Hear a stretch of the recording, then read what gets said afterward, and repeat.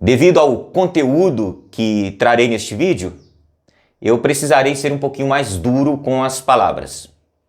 E antes de iniciarmos essa abordagem, eu gostaria de estabelecer um critério claro para os comentários críticos. A liberdade de expressão nos comentários será, como sempre, amplamente respeitada. E isso inclui tanto observações honestas que complementam o conteúdo, quanto aquelas mais enviesadas. Contudo, a partir de agora, eu convido a todos a adotarem um padrão de integridade ao discordar. Exatamente. Qualquer crítica que sugira inverdades deve, para ser construtiva, especificar claramente qual é a alegada falsidade, qual é a tal da fake news, qual é a mentira. Entende? Se alguém me acusar de faltar com a verdade, quer dizer, que seja igualmente claro ao identificar qual foi a afirmação mentirosa. Assim, evitamos comentários vazios, promovemos uma discussão mais séria e fundamentada. Em outras palavras, que cada crítica tenha substância e deixe de ser um mero resmungo. E vamos ao nosso assunto. Imagine só, você empresta dinheiro para um amigo e a dívida vai acumulando, o tempo vai passando, os juros sobem, o valor dispara e quando você percebe, o seu amigo já te deve uma pequena fortuna. Até que um dia, esse amigo tem uma grande ideia. Ele vira as costas para você, fica de mal e arruma uma bela desculpa para não te pagar, porque agora ele é seu inimigo. É exatamente isso que estamos presenciando entre Brasil e Venezuela. A dívida venezuelana com o Brasil já ultrapassa 1,6 bilhão de dólares. Incluindo os 400 milhões só de juros por atraso desde junho.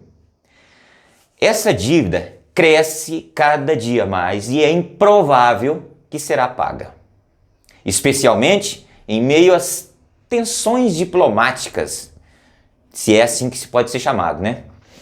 E sabe quantos são 1 bilhão e 600 milhões de dólares? Isso dá quase 10 bilhões de reais. E essas tensões, aliás, não são de hoje. Um episódio emblemático em 30 de maio de 2023, no Itamaraty, aqui em Brasília, durante uma entrevista coletiva, a jornalista Délis Ortiz, da TV Globo, tentou questionar Maduro sobre o montante dessa dívida. O que aconteceu? Em um ato que chocou a todos, ou pelo menos a metade dos brasileiros, ela levou um soco no peito. Ela estava fazendo o seu trabalho. As testemunhas que estavam ali confirmaram que o autor da agressão foi um agente do Gabinete de Segurança Institucional, o GSI. Na época eu achei até que era um segurança do Maduro. Não, era um brasileiro que se incomodou pela pergunta que ela fez. Um agente nosso, não era um segurança do Maduro, não. Ou seja, um membro do nosso GSI deu um soco numa jornalista da Globo que ousou a perguntar a Maduro qual era o valor da dívida. Maduro era intocável. O protegido, nem perguntas nós podíamos fazer a ele. Não podíamos constranger um chefe de Estado. Que imoral! O próprio GSI lamentou o ocorrido e afirmou que tomaria providências para investigar a conduta de seus agentes. Vocês ficaram sabendo de alguma coisa depois? Eu não fiquei. Passou por lá, caiu no esquecimento, tá?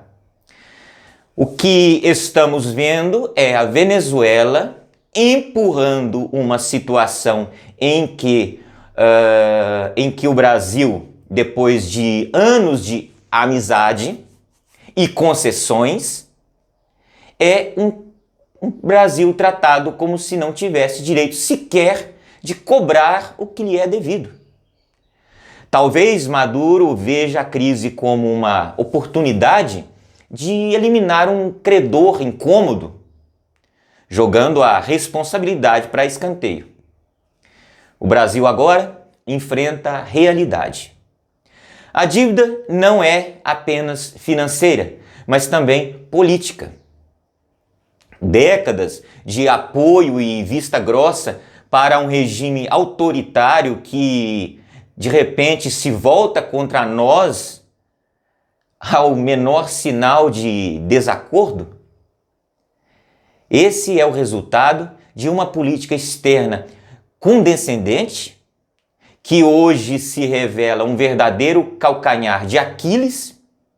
Afinal, quando você permite que um amigo acumule dívidas sem o cobrar, o desfecho pode ser esse: uma relação de interesse que se transforma em desdém e até agressão quando convém ao outro lado.